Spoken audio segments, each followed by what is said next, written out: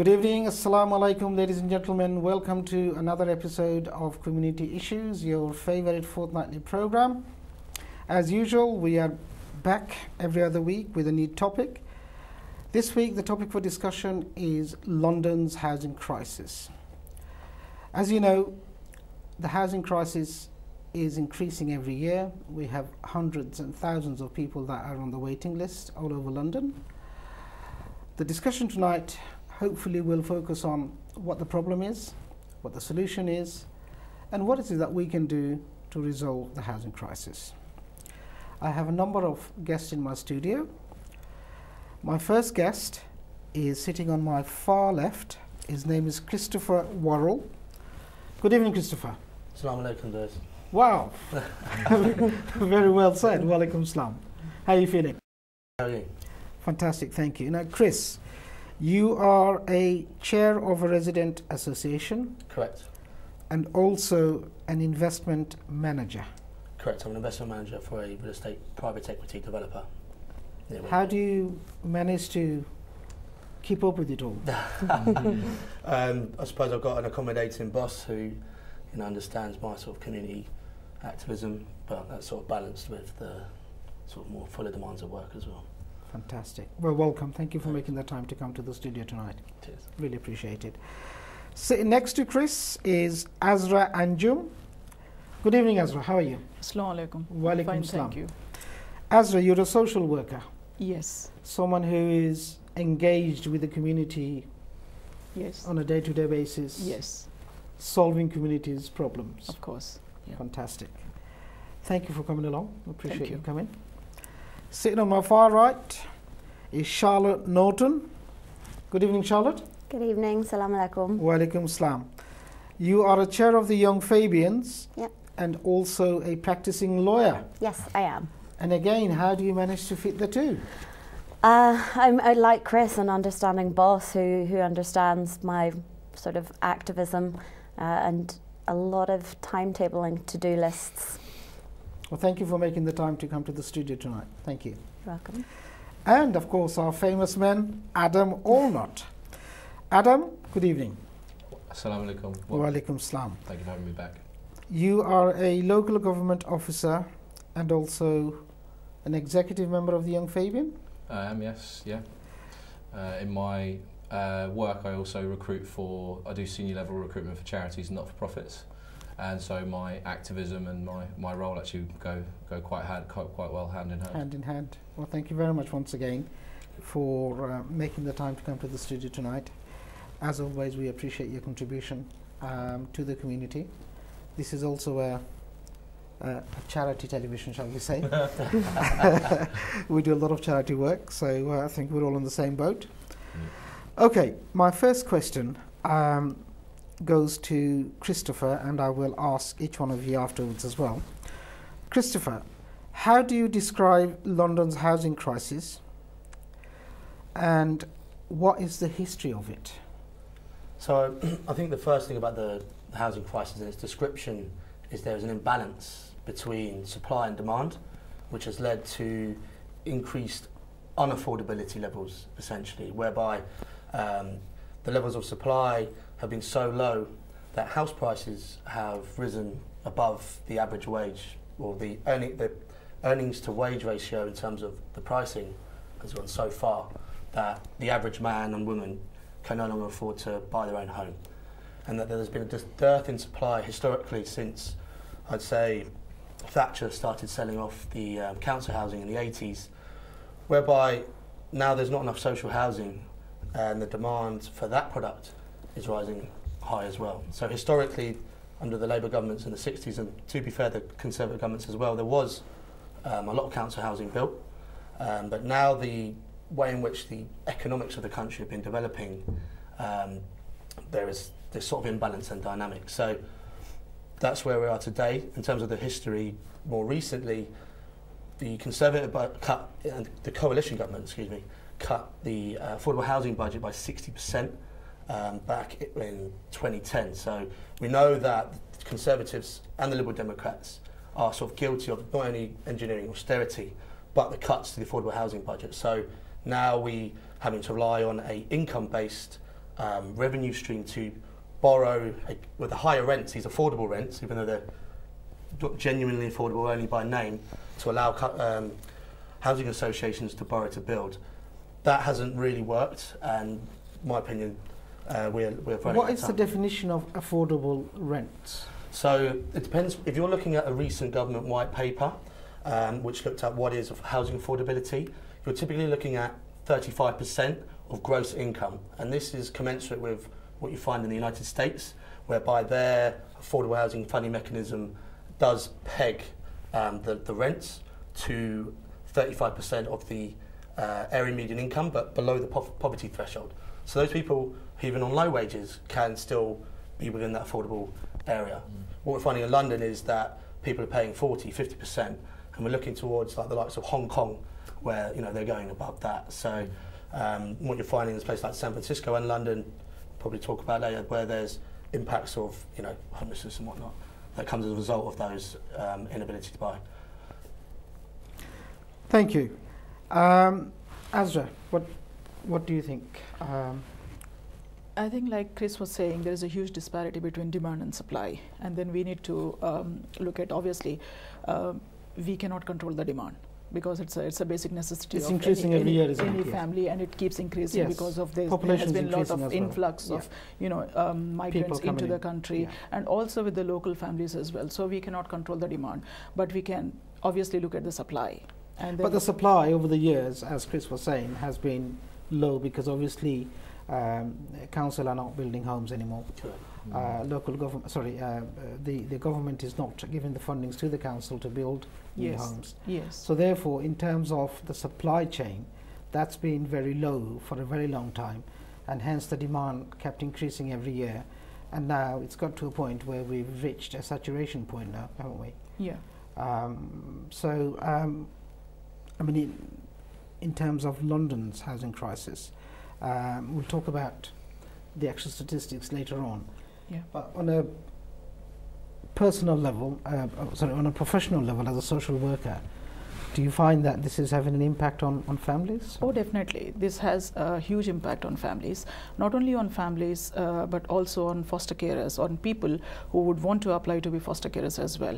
The first thing when I was working in Tower Hamlets as a social worker, at the first point of contact, what we do when anyone calls us to, an applicant calls us to become a foster carer, the first question that we ask the applicant is, how many bedrooms do you have? And what is your family size? Do you have an empty bedroom to accommodate a child? And based on that, we used to take the application forward. Sure. We'll talk about that a bit more in details later on, but let me go to Charlotte Norton, who is a lawyer by profession and also chair of the Young Fabians. Charlotte, what do you think is the London's housing crisis, and what is the history of it? As Chris has explained and Anjum have explained, what is your view on it as a lawyer? So I think Chris has done a really great job setting out all of the stats, and I don't think there's much more I can add to it there. As a lawyer, I specialise in employment rights, so it's not something I will necessarily come up to directly, but obviously increasingly clients who come to me are clients having issues with their employment, and there's the statistic from the Centre for Business Institutes that 28% of businesses have said people need to move out of London because they can't afford to stay here. Sure. So obviously that's impacting. I think on a personal level for London, what is most visible is the increase of homelessness. The increase of street homelessness. I've been living in London for 5 years, and I've visibly seen more and more people on the street. Where do you come from originally, don't mind me asking? I'm originally from Northern Ireland. Northern Ireland, so and you've been living in London for the last 5 years? Yes, I've been living in London for the last 5 years, and I've noticed an increase visibly in the amount of street homelessness, but that's not counting the invisible homelessness. I researched. What is the invisible homelessness? So that's people who don't have a set home, but you don't see them. They're not on the street. They're in temporary accommodation. They're on someone's sofa. The most, I think, living chilling, in an overcrowded condition. Yes. Yeah, the most chilling statistic on this that I've found is this Christmas, 131,000 children are going to wake up homeless. That might not be in the street, but it could be temporary accommodation, it could be overcrowded somewhere else. 131,000 in the That's UK. an alarming figure. In the United Kingdom, 5th or 6th biggest economy in the world, depending on where we're at right now. But by any standard, a big economy, and it's just horrifying that that's a truth. That's happening. Thank you, Charlotte. I'll come back to you again later. Let's go to Adam now. Adam. I just want to, completely go along with what Charlotte's saying. That's a horrible statistic, and no one in a modern economy that's developed as ours should have to be on the streets, or no child should have to be homeless. I'd just like to go back to what Chris was saying about how during the post-war consensus and the rebuilding of Britain, we saw the council estates which people in Tower Hamlets are living in today, and all around the country enjoy, or maybe not enjoy because they haven't been kept up quite well enough. We saw that post-war consensus stop at Thatcher. She brought in right to buy. Right to buy isn't necessarily a bad thing, but what's bad about it is that she took the revenue from the sale of those council homes and put it into central government coffers, rather than giving it to local authorities and then giving them the ability to borrow to build. London's housing crisis is a systemic problem based, as we've said before, on the lack of supply and massively increasing demand, and it's induced demand really, because the economy is very London-centric.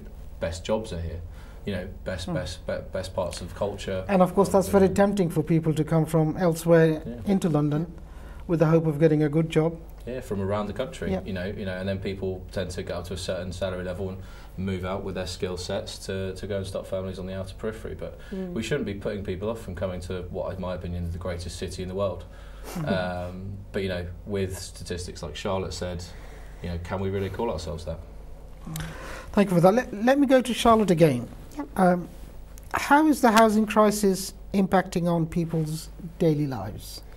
So behind the statistics that we've been talking about, obviously there are real people.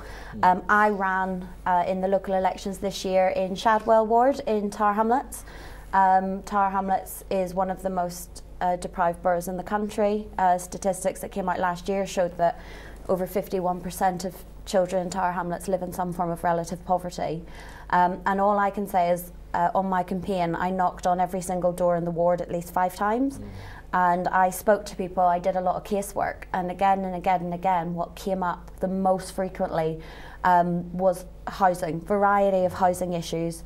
Most common was something hadn't been repaired, or there were leaks. There was one flat that had leaks from the bathroom above, but then that flat had a leak from the bathroom above, and it's just because all of these services have been so underfunded. You could point the finger at a certain local authority or a certain person, but everyone is overstretched and there's just not that time. And I think what was most heartbreaking was speaking to families who were saying, my kids have grown up, they're now adults, but they can't afford to move out, and we have 5 fully grown adults living in a house with 2 bedrooms, and actually perhaps one of them has got married, has kids. And it was just really heartbreaking, because all I could really say to them was give them advice of make sure you're always applying, make sure you're applying on different floors, all of these little tips and tricks. But the houses don't exist to move these people into.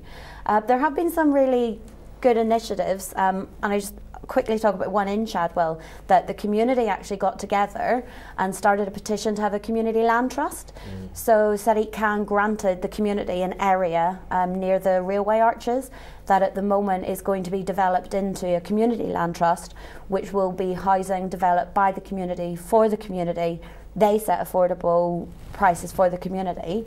The problem, that's a really amazing initiative. I supported the campaign myself, but that shouldn't be in a modern developed economy. We shouldn't have to rely on things like that. It's great that the community are coming together, but the government should also be providing, the community projects should be interesting things that people do. It shouldn't be the only way someone can access affordable housing. And at the moment it is.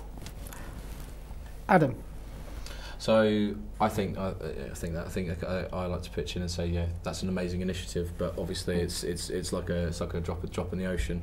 Yeah. You know, with London's housing crisis and the unaffordability of rents, it has a massive impact on people's living standards. Sure. You know, we've had a massive squeeze on living standards ever since 2008 and the financial crisis, and what's been constantly eating into people's people's monthly incomes. You know, they're not seeing their wages rise. What they are seeing is their rents go up every single year. Rent rates.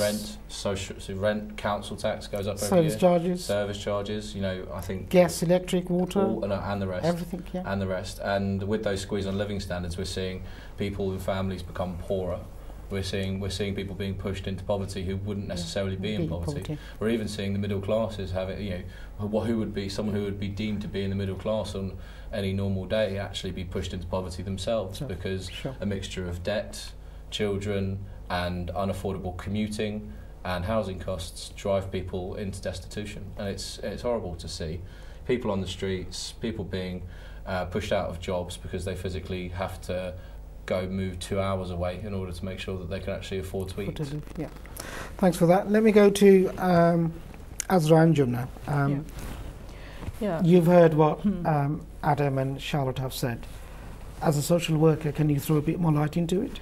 Yes, of course. Yeah, the overcrowding does have impact on the mental health problems of the families. It does contribute to the mental health problems, and also it also contributes to the transmission of infectious diseases, because overcrowding with sharing facilities does put individuals and families and children living within those households at the risk of infectious diseases.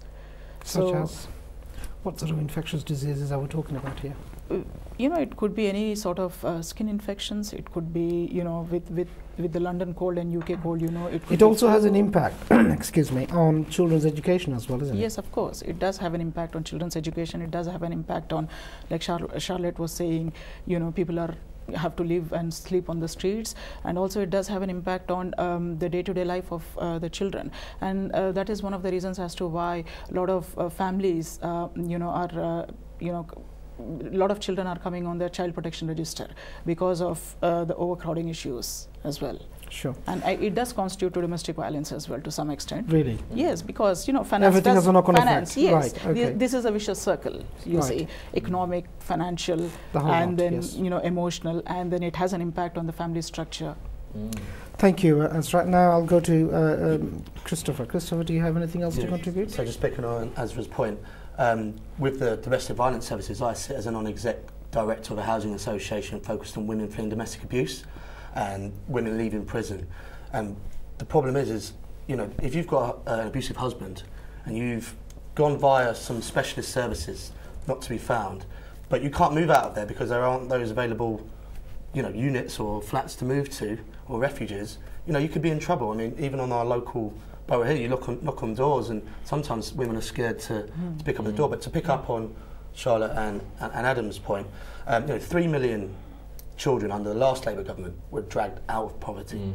2 million have gone back down under this last Tory government, and what we're seeing is, an impact on social mobility. Is when you're sort of facing difficulties with housing, if you haven't got food on the table or a roof over your head, you're going to be, you're going to be going to work school hungry, or coming back to a cramped room where you can't do your homework. These kind of things, and you can knock on any door. Central London, Tower Hamlets, even some of the suburbs. There are loads of kids that are being failed in that regard, and even when they get a bit older, say they might not have done as well at school. To make that sort of class struggle through from, maybe you might be working class, living in social housing, to get through the education system to then go on to get a good job. If you are, late teens or your early 20s, and you might not have done too well, even if you wanted to go back to further education, you might have those pressures on you. Either you might have had a child, or your family need the money to help pay the rent, because people might have been incapacitated, or there might have been drug issues in the house where that have made that standing and living harder, and you can't move out because that's where your family home is. So, and of course, when families are living in overcrowded conditions, and if they have teenagers, those teenagers need to go out to local youth clubs and stuff like that. But most of the youth clubs nowadays have been shut down because local authorities seem to don't have the fundings in place to keep them open. So therefore, it has further impact on the family as a whole. No, you're quite right. And I suppose there are housing associations that have been looked at by the government in the last sort of 10, 20 years to step into these roles. And they are doing everything within their commercial power to expand those provisions and provide those youth services as well. So that, but they are still met with limitations on how much debt they can borrow. So there's only so much housing association can do to solve that crisis. Thank you, sir. Thank you for that, Christopher. We need to go on a short break. So ladies and gentlemen, please don't go anywhere. Stay with us. After the break, there will be a number on the screen that you can call in and you can participate in our program. Stay with us. Don't go anywhere. We'll see you shortly. Thank you.